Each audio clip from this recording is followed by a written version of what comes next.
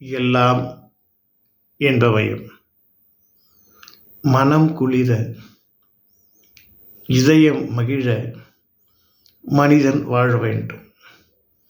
எப்பொழுது அவனுக்கு மனம் குளிர்ந்து இதயம் மகிழ்ச்சியிலே துள்ளி குதிக்கும், எப்பொழுது அந்த நிலையை மனிதன் அடைவான்?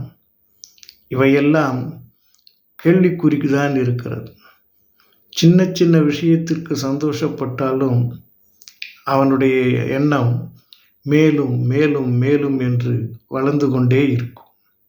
எப்பொழுது தேவைகளை ஒருவர் நீட்டிக்கிறாரோ, அதற்காக அவருடைய உடலையோ இல்லது மற்றவற்றையோ அதிகமாக அழுத்தம் தருகிறாரோ, அப்பொழுதெல்லாம் மனம் கசிந்து இதயம் படபடத்து அவரை ஒரு ஓரத்திலே நிறுத்திவிடும்.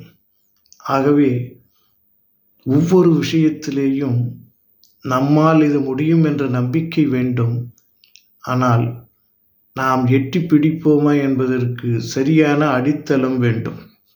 இவை இரண்டும் நமக்கு முக்கியமாக கருத்தில் கொண்டுதான் நாம் நமது ஆரோக்கியம், நமது பொருளாதாரம், நம்மை சார்ந்தவர்கள் மகிழ்ச்சி, இவைகளை எல்லாம் மனதிலே கொண்டால் மனம் மகிழும், இதயம் இன்பத்திலே துள்ளும்.